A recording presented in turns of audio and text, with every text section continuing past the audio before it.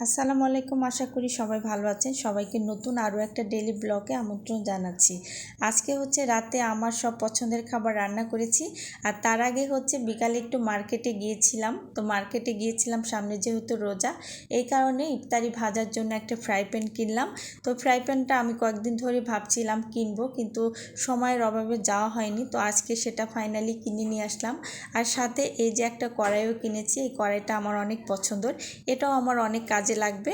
তো এগুলো একটু গুছিয়ে রেখে দিলাম। আর এখন একটু ফ্রেশ হয়ে নিলাম। তারপরে এই যে 1 কাপ চা বানিয়ে নিলাম। চা না খেলে তো আসলে কোনো কাজের মনই বসে না।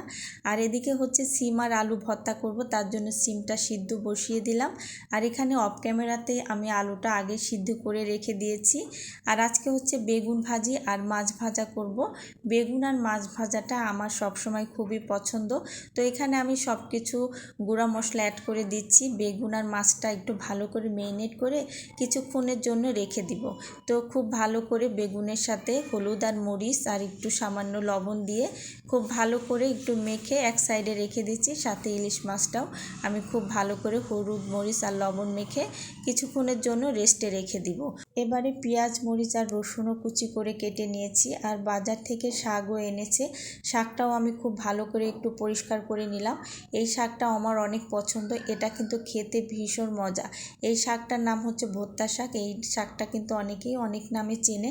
তো যাই হোক, শাকটা এখন ভালো করে ধুয়ে রেখে দিব। আর এদিকে ফ্রাই প্যানে পরিমাণ মতো তেল দিয়ে দিলাম। তেলটা খুব ভালো করে গরম হওয়ার পর মাছ আর বেগুনটা দিয়ে দিলাম। মাছ আর বেগুনটা খুব ভালো করে একটু কড়া করে ভেজে নিতে হবে। বিশেষ করে ইলিশ মাছটা কিন্তু একটু কড়া করে মুচমুচে করে ভাজলে খেতে ভীষণ ভালো লাগে। তো বেগুনটা এক পিঠ হয়ে গেছে, উল্টিয়ে দিলাম। আর এদিকে মাছটাও খুব ভাজা হয়ে গেছে। তো সবগুলো মোটামুটি খুব ভালোভাবে ভাজা হয়ে গেছে। এবারে আমি মাছ আর বেগুনটা ফ্রাই প্যান থেকে তুলে নিচ্ছি। ফ্রাই প্যানে অবশিষ্ট যে তেল আছে তার মধ্যে কিছু পেঁয়াজ কুচি আর কাঁচামরিচ কুচি দিয়ে দিলাম। সাথে সামান্য একটু হলুদ আর একটু লবণ দিয়ে খুব ভালো করে পেঁয়াজ আর মরিচটা হালকা একটু ব্রাউন কালার করে ভেজে নেওয়ার পর এর মধ্যে আমি বেগুন আর মাছটা দিয়ে দিলাম। বেগুন আর মাছটা দেওয়ার পর আবার একটু হালকাভাবে নাড়াচাড়া করে দিলাম। এইভাবে বেগুন ভাজি করলে কিন্তু খেতে ভীষণ মজা। গরম ভাত দিয়ে খেলে কিন্তু অসাধারণ লাগে। আর সাথে যদি মাছ ভাজা থাকে তাহলে তো এর স্বাদটা আরও দ্বিগুণ বেড়ে যায়। বেগুন আর মাছটা ভাজা হয়ে গেছে, এবারে ফ্রাই প্যান থেকে তুলে নিয়ে এবার অন্য একটা কড়াইয়ের মধ্যে আমি শাকটাও ভেজে নিব। প্রথমে শাকগুলো দিয়ে দিলাম। এবারে রসুন কুচি, মরিচ কুচি আর পেঁয়াজ কুচি দিয়ে সামান্য একটু লবণ দিয়ে ঢাকনা দিয়ে ঢেকে কিছুক্ষণের জন্য আমি শাকটা রান্না করব। তো ফিরে আসলাম কিছুক্ষণ পর। শাক থেকে কিন্তু অনেকটাই পানি উঠেছে। পানিটা যতক্ষণ না শুকাবে ততক্ষণ কিন্তু শাকটা রান্না করতে হবে। আর শাকের বাগারটা আমি পরে দিব, কিন্তু এই শাকটা প্রথমেই কিন্তু তেলে বাগার দিয়ে রান্না করা যায়। তবে আজকে আমি এভাবে রান্না করেছি, এভাবে রান্না করলেও কিন্তু শাকটা অনেক মজার হবে। তো শাকের থেকে কিন্তু পানিটা শুকিয়ে গেছে।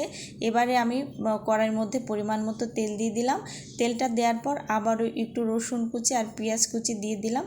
হালকা একটু ব্রাউন কালার হলে এর মধ্যে আমি শাকগুলো ঢেলে দিচ্ছি।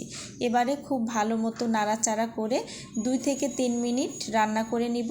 তো দেখতেই পাচ্ছেন শাকটা কিন্তু সুন্দরভাবে হয়ে গেছে। এবারে আমি কড়াই থেকে শাকটা তুলে নিচ্ছি। এবারে আলু আর সিমের একটা মিক্সড ভর্তা বানাবো, তার জন্য এখানে বেশ কিছু শুকনো মরিচ নিয়েছি, সাথে স্বাদ মতো লবণ আর এখানে ভাজা পেঁয়াজটা ব্যবহার করেছি। ভাজা পেঁয়াজ দিয়ে এই ভর্তাটা করলে কিন্তু অসাধারণ লাগে। ভর্তা বানানোর শেষে এখানে আমি ঘানি ভাঙা সরিষার তেল দিয়ে দিলাম। ভর্তা মানেই কিন্তু সরিষার তেল দিয়ে এভাবে ভর্তা বানালে অসাধারণ লাগে। আর গরম গরম ভাতের সাথে খেতে তো দারুণ মজা। আজকে রাতে সবগুলো খাবারই আমার অনেক প্রিয়। তো আজকে এই পর্যন্তই, আবারও কথা হবে নতুন কোনো ভিডিও নিয়ে। সেই পর্যন্ত সবাই ভালো থাকবেন। আল্লাহ হাফেজ।